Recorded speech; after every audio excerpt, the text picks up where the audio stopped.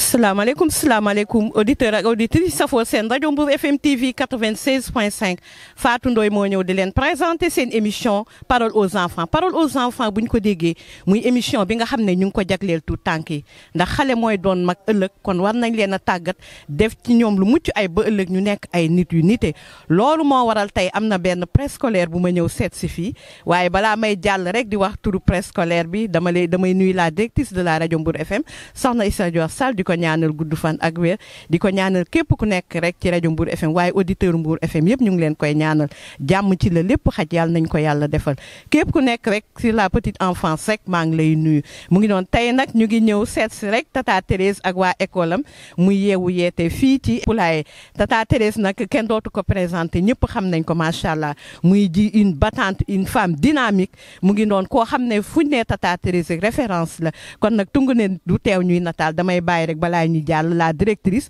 moom mu ñëw rotal fii ay kàddu balaa may jàkkaarloog nag sama xale yu ñaawul yi xale yi tàccu leen seen bopp bu baax a baax waa mbir mi warul mën a sedd nag ndax nee nañ nag tata Thérèse la ñu seet si kon nag buñ seetsee tata Thérèse nag am na noo xam ne nag noonu la war a mel na xumb yéen animatrice yi tëgg leen foofu animel xale yi mu neex ah yeewu yeete na yo njaay waa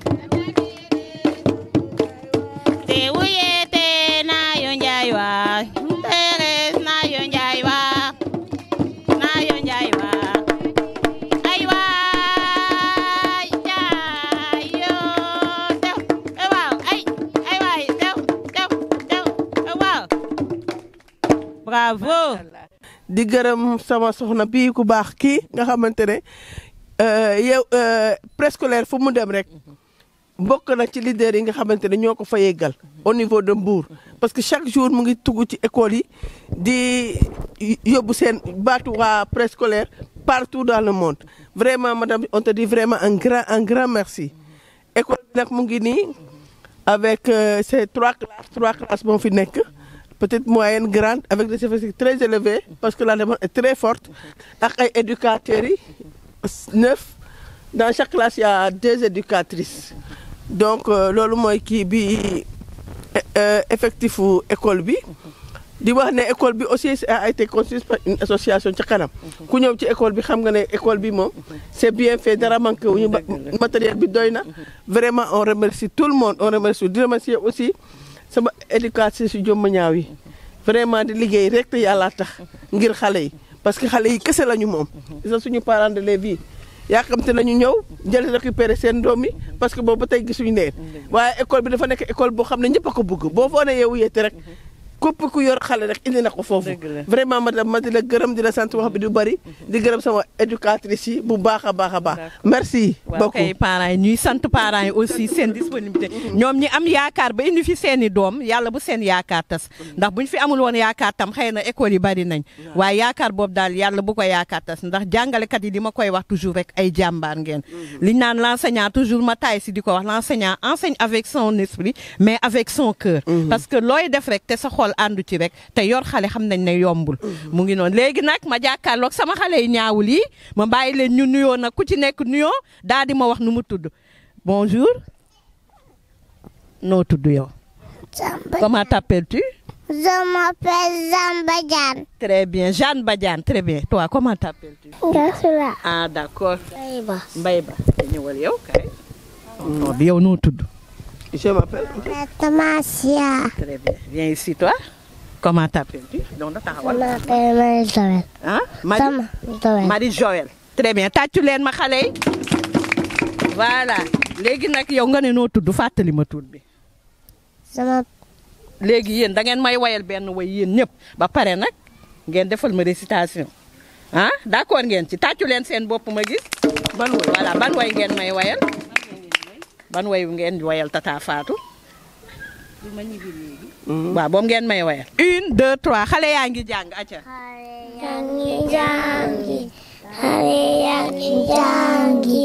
jangi sina yang ñibbi léegi duma ñibbi waxtu jot damay xaar wàcc jot. très bien du ma ñibbi léegi damay xaar wàcc jot waa kon école moom am na heure dugg ak heure wàcc ku ci nekk nag war nga respecté loolu di ñëw heure di wàcc heure loolu am na solo tàccul leen ma leen waa ban nag ngeen may defal nag bu neexaat ban récitation ngeen may defal waa kaay ñëwal yow si kanam Jeanne Badiane ñëwal ni tàccul leen ma Jeanne aca Jeanne mooy def mon école 1 2 3 Mon école s'appelle maternelle publique Yaouyé.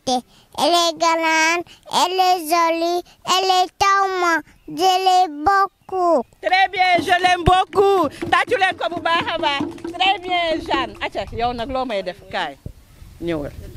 waa tournel ni le drapeau 1 2 3 aca. Le drapeau représente notre pays. Quand on le monte, quand on le descend, allez tout nous demander. Car respecter le drapeau, c'est honorer sa patrie. Très bien tàccu leen ko li mu wax am na solo da ngay gis mag moo xam ne dañuy yéegal samu naan sama yoon nekku ci car respecter le drapeau c'est respecter notre patrie xale bi wax ne ko loolu dafa am solo tàccu leen ko bu baax a baax. Très bien tàccul ma leen aca ñëwal voilà retourne-toi waaw aca 1 2 3 aca chantel tonton bi dégg la petit papa Noël. Petit papa Noël quand tu descends la difficile avec tes jouets par milliers n'oublie pas nos petits souliers. Très bien tàccu leen ko tàccu leen très bien kontaan ci ñoom mu ngi noonu la moyenne section se prépare. Bonjour les enfants ngeen di xool tonton. Comment ça va? Ça va bien, merci. Et vous, maîtresse se porte très bien añ ngeen ba suur. daa mel ni tey tata Thérèse gàtte na leen. waa ndeysaan boobu rek ngeen toog di xaar équipe bi Mbour FM waa kontaan naa ci yéen tàccul leen ma seen bopp. voilà léegi nag yéen ñëpp da ngeen may chanter benn way ensemble léegi nag boo xam ne bu neex bu toj léegi nag ñu daal di ñëw nag commencé nag def présentation léegi ku ma woo nag après moom mu ñëw daal di ma defal taalif. voilà 1 2 3.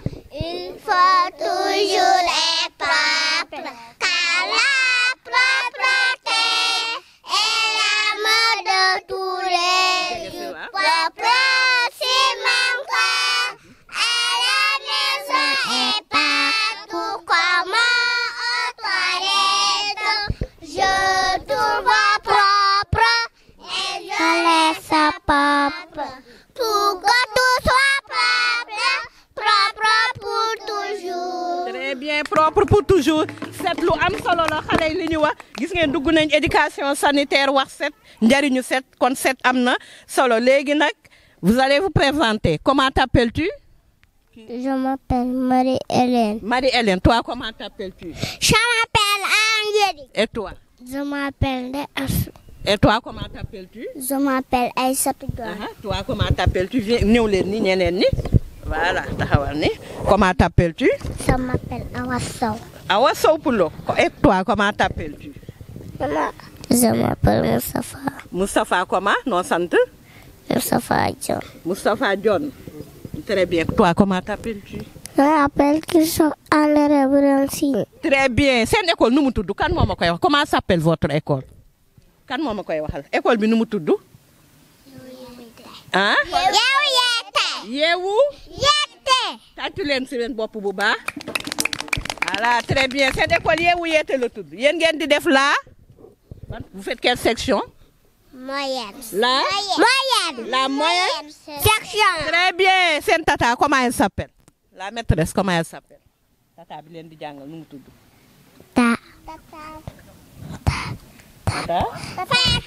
Tata Khady. Tata Khady kontaan ngeen ci moom. waaw. tàccul leen ma bu baax Tata Khady ma xool. Très bien. Voilà maintenant Angélique. Où est Angélique?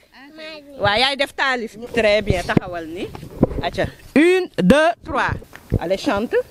Ouais. Femme noire, femme africaine, oh toi ma mère, merci. Merci pour tout ce que tu fais pour moi. Ton fils, si loin, si près de toi. Très bien, tàccu leen ko léegi nag acca. Sama ndey jigéen bu ñuul jigéenu Afrique yow sama ndey maa lay xalaat yow bi ma daan boot yow bi ma daan nampal yow mi njëkk ubbi somba ci kaw teefu àdduna yow sama ndey maa lay xalaat. Très bien tàccu leen ma ko loolu am na solo macha allah yal na leen yàlla def ay mag. Très bien. Poésie les 7 jours de la semaine Moustapha John. ana Moustapha yow la. Moustapha kaay nii taxaw nga jàkkaarloog tonton tu vas me faire les 7 jours de la semaine 1 2 3. Les 7 jours de la semaine. Une semaine à 5 jours, 5 ans long et 200 coups. L'écolier va à l'école lundi, mardi, mercredi, jeudi, vendredi, samedi, dimanche. Il se repose le samedi et le dimanche. Très bien tàccul leen ma ko bu baax a baax Moustapha am na solo. IST ana Christophe. Christophe ñëwal voilà Christophe est là. Donc Christophe tu vas faire IST. Le corps humain comprend combien de parties? Le corps humain a 3 parties. Lesquelles? La tête, le tronc et les 4 membres. Et les 4 membres. Très bien tàccul leen ma ko bu baax a baax. Angélique. dañ ko def quels sont les éléments du bras? waaw Angélique. Quels sont les éléments du bras? Les éléments du bras sont le bras, l'avant-bras, le coude, le poignet, les doigts et les ongles. Très bien tàccul leen ma ko bu baax a baax. Voilà éducation civique Awa Sow. Awa voilà Awa tu vas faire le drapeau du Sénégal à combien de couleurs? 3 couleurs. Voilà, le drapeau du Sénégal à 3 couleurs. Vert, jaune, bleu et une étoile verte de 5 branches au milieu du jaune. Très bien tàccul leen ma ko bu baax a baax. Voilà léegi nag kan moo may defal léegi chant collectif il faut toujours être propre c'est déjà fait. Moi enfant de mon pays. Voilà acca taxaw leen ni voilà ñëw leen. Enfant de mon pays demal. Voilà kay taxaw ni yow ñëwal ni voilà acca 1 2 3. Moi enfant de mon pays, enfant du Sénégal, enfant de mon quartier, qui devant les autorités, qui lutte contre les violences d'enfants. J'ai peur de vivre, pourtant pour être quelqu'un pour un monde meilleur. Très bien tàccul leen ma ko bu baax a baax li mu wax am na solo mu ngi noonu mooy Anne Émilie. léegi nag da ngeen may woyal benn woy bu neex tata yi tëggal leen léegi nag ngeen dem toog la grande section se prépare d'accord très bien. xale yeewu yéen kay yéen moom lii ndeysaan ina nastaan na ina yoon xale yeewu yéen kay yéen moom lii ndeysaan ina nastaan na ina yoon xale yeewu yéen kay yéen moom lii ndeysaan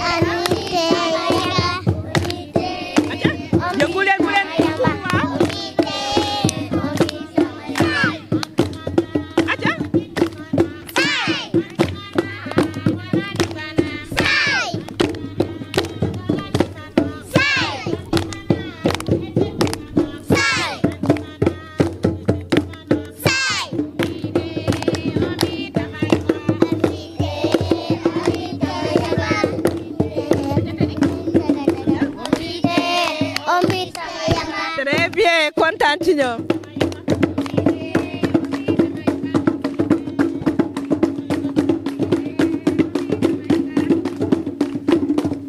très bien ku nekk nag da taxawaat place am kontaan ci yéen bu baax a baax. Émile Seynabou Ngom qui est Émilie. Émilie viens là. Voilà chant mon école voilà. Présente-toi. 1 2 3 tu t'appelles? Je m'appelle Émilie Seynabou Ngom. Émilie Seynabou Ngom. Émilie, tu vas faire le chant dans mon école, d'accord? 1 2 3. Dans mon école. Attends yow Seynabou yow xanaa Émilie xanaa yow añoo. Faut parler fort xanaa gisoo waa petite moyenne ni ñu def tàccu leen ma ko bu baax tàccu leen Émilie faut parler fort d'accord? Voilà 1 2 3. Dans mon école, j'apprends à lire, à écrire, et j'apprends aussi à faire de très jolies choses. Venez tous dans mon école et nous allons travailler pour que demain notre Sénégal soit le pays le plus beau. Très bien li mu wax am na solo ñu liggéey ndax ëllëg Sénégal soit le pays le plus beau. Fatou Kiné Fall, Fatou Kiné Tall. Poésie la propreté 1 2 3. Poésie la propreté, je suis propre, 5 matins au réveil, je me lave le corps, le savon et le front, je prends tout mon temps pour me brosser les dents, de haut en bas, bas à bas, en avant, en arrière, à l'école je prends soin de mes habits et avant de manger. Très bien tàccu leen ko bu baax a baax moom mu dugg si la propreté. Mathieu Malick, où est Mathieu? Voilà viens là Mathieu.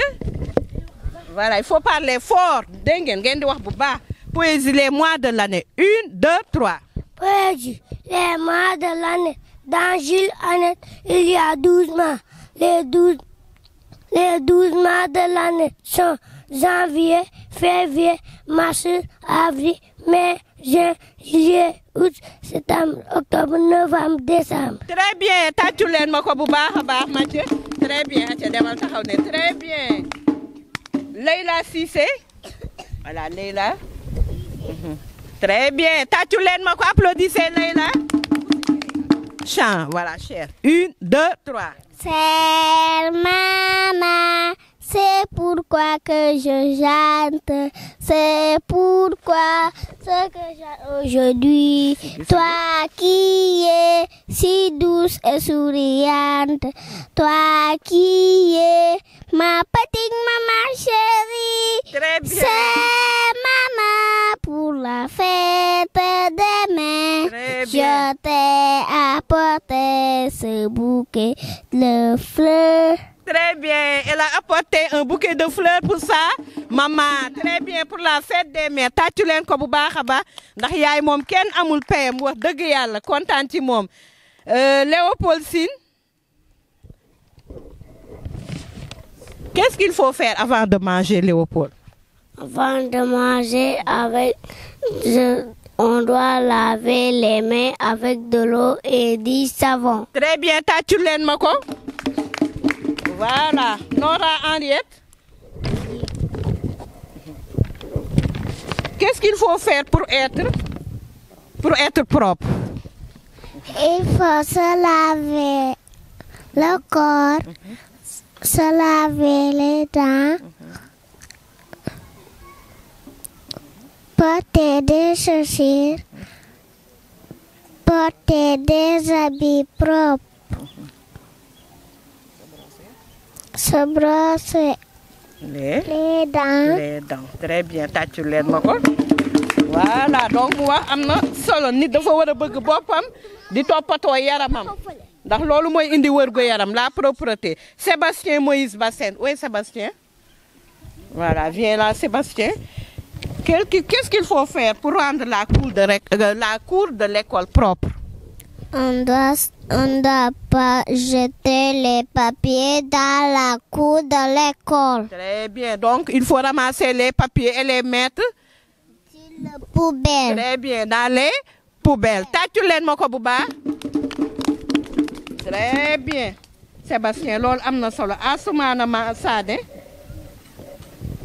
Quelles sont les parties du corps de la poule? Voilà. La tête, le bec, les ailes, les pattes. Tàccu leen ma ko. Voilà. Où est Christine Sigangom? Quelles sont les parties du corps du mouton? Le mouton est un animal à fu mu dëkk. Il habite où? Fu mu dëkk? Dans un? Kon moom dëkkul ci àll bi. Boobu maa ko ci boole moom ci kër gi la dëkk. Ñi dëkk ci kër gi nag nuñ leen di wax? C'est un animal? Ouais, à poil, oui. Mais c'est un animal domestique. Hein? Domestique. Parce que mu ngi dëkk ci kër gi. Très bien, loolu am na solo. Voilà, léegi, quelles sont les parties du corps du mouton? La tête, le museau, la queue, les pattes. Les pattes. Combien de pattes? Mouton ñaata pattes la am? 4 pattes. Comptez. Hein? Le mouton a? 4 pattes. À 4 pattes. Très bien. C'est un animal à poil. À poil. Très bien. Tàccul sa bopp. Voilà, Sayar Souane. Oui, Sayar. Yow la. Très bien. Donne le nom de 3 animaux à plumes. 1, 2, 3. Le canard, les oiseaux, Les oiseaux, oui. le coq. Le coq, très bien. Tàccu leen ma ko.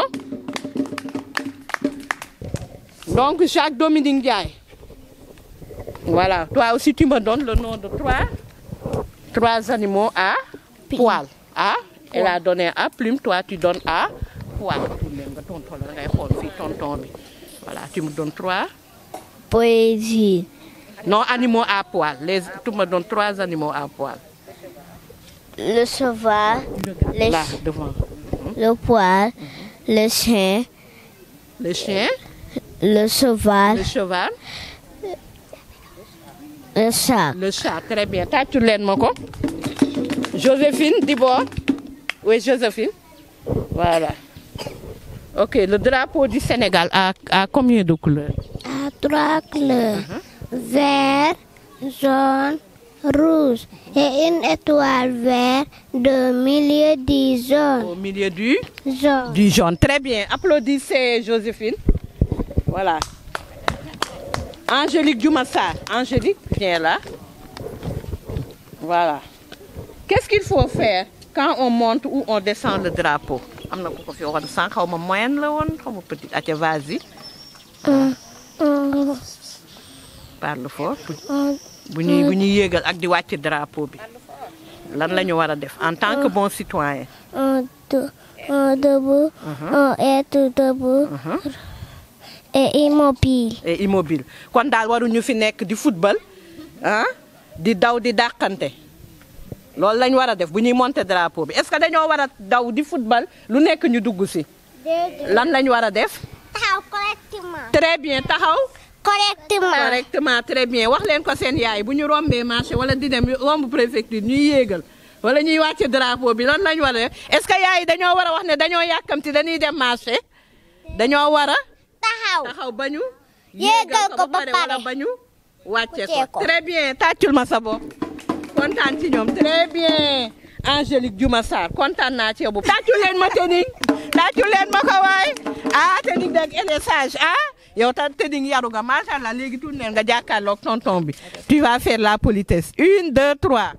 Poésie. La politesse. Pour réussir dans la vie, il faut être poli. Car la politesse ne coûte rien, mais elle achète tout. Pour être poli, il faut venir à la maternelle publique Yeewu Yete. tous les enfants sont polis et sages. waay tàccu leen ma ko waaye Tening mi ëpp naa tëb kat yow Tening ëpp naa tëb kat waaye tàccu leen ma Tening waaye yéen tàccu leen Tening bu baax Tening très bien kontaan ci moom macha allah. waaw li Tening di wax rek foofu laa lay laaj question ndax gis nañ ne dañ ne xale dañ leen war a tàggat def ci ñoom loo xam ne ëllëg dañuy nekk ay bons citoyens mooy koo xam ne lu sa réew di def nga jàpp ci waaye waroo yàq bi nga gis ci réew mi lan nga ma ci mën a wax ndax parents yi war nañu mën a yaraat seen doom yi war leen xamalaat parce que nit mën nga mer agir neneen waaye li nga xam ne yow un bon citoyen est-ce que taal yëfu jàmbur est-ce que yàq butigu jàmbur toj li nga xam ne lii dañ ne suñu réew mi dañoo bëgg ñu développer yow loolu lan nga ci xalaat.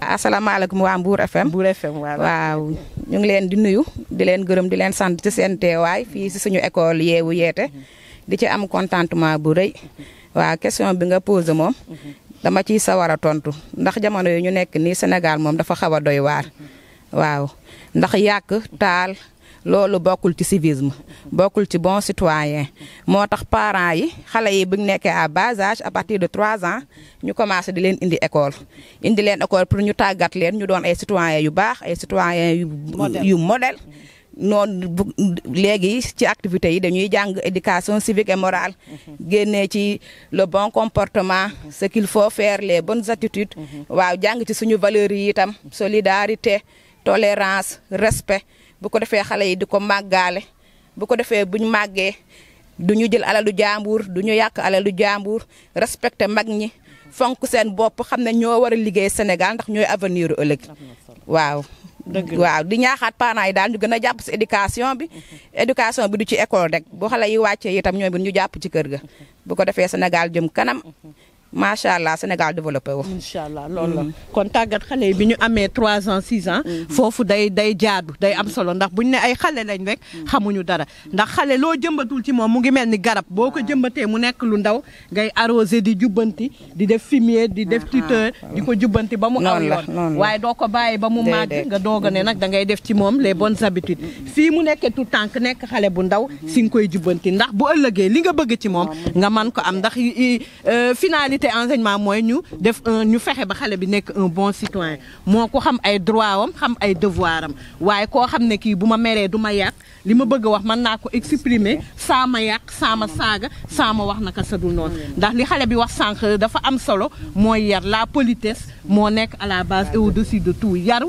dafa am solo ci doomu aadama lépp lu nit di def rek daf cee war a boole yar am teggin bu amee yar am teggin rek li ñu yaakaar ci moom dina ko mën a def waaw loolu la ñuy ñaanal yàlla xale yi yéen itam ay jàmbaar ngeen kenn mënu leen a fay macha allah yéen jàngalekat yi ndax man kat dañ ma doon wax ne école yi jàng amu fa woy ak fecc rek ba tax parents yi bëri na ay école yi daal dañuy woy ak fecc waaye tey fii ku fi teew ku fi ñëw xam nañ ne jàngalekat yi ay jàmbaar lañ ndax xale yi bëri na activité yoo xam ne ñu ngi leen koy defal yoo xam ne da leen di jubbanti yar bi am na ca kër ga waaye bu ñëwee école bi fii fekk fi une deuxième famille ñu ngi leen di yar di leen tette di leen wax ne lii baaxul lii baax na def leen ni doxale leen ni te xale yi am naa njort bu rafet ne liñ leen di tàggat fii bu ñu demee ca kër ga aussi ñu ngi ko fay def yàlla ñuy ñaan tam yàlla dajale ñoo parents yoo xam ne bu ñu defee li ñuy def ci xale yi foofu aussi mu nekk une continuité comme ni nga ko waxee woon sànq waaye du école rek la ñuy bàyyee yar bi mais école la ak kër ga la kër ga à la mooy la base bu ñu paree ñu indi ko école tam def li ñu man waaye bu ñu yeggee kër ga tam kër ga ñu bañ a taay bañ a xaddi continuer parce que gis nañ ne léegi éducation dafa sooxe bu baax parce que parents yu bëri dañoo démissionné voilà mu ngi noonu kontaan ci yéen waa tëggkat yi nag yéen moom jox leen micro bi rek ñoom ñu présenté wu. asalaamaaleykum waa Mbour FM. waa Mbour FM waaw. mu leen di nuyu di leen di sant di ci jiite sama directrice bu ñaawul bi nga xam ne guddeeg bëccëg lu xew si ñun rek mu ngi si moom amuñu feyam guddig bëccëg moo ngi ak ñun fi mu xamul woon yëpp tax nañu xam fa ndax ku am sa tiis wala sa jàmm mu ànd ko ak yow ñu ngi koy gërëm di ko sant di gërëm itam équipe éducative bi parce que duñu sonn duñu tàyyi école bi defe naa bu ñu waxee li ci nekk rek bari na moo tax comme ngoon la rek dañ koy yemale ci nuyoo ak sant équipe bi moom macha allah ay jàmbaar lañu kii Khady Diouf la tudd kii Ngoof Joom kii Marisane la directrice moom Louise Thérèse Yande Ndong la battante de Fadiouth la Lyon la Lyon tàccu leen loolu waay am tey ba war ko tiitaroo war nañ ko gërëmee docteuru Sénégal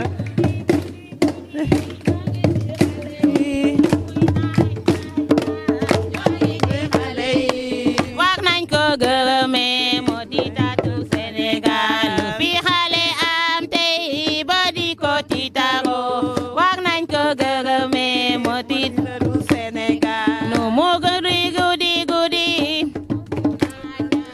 ñu ngi ci xale yi war nañ ko gërëmee moo di taatu Sénégal fi xale am tey ba di ko tiitaroo war nañ ko gërëmee docteuru Sénégal tàccu leen bu baax war nañ ko gërëmee tàccu leen war nañ ko gërëmee docteuru Sénégal ay waay ay waay ay waay ay waay waaw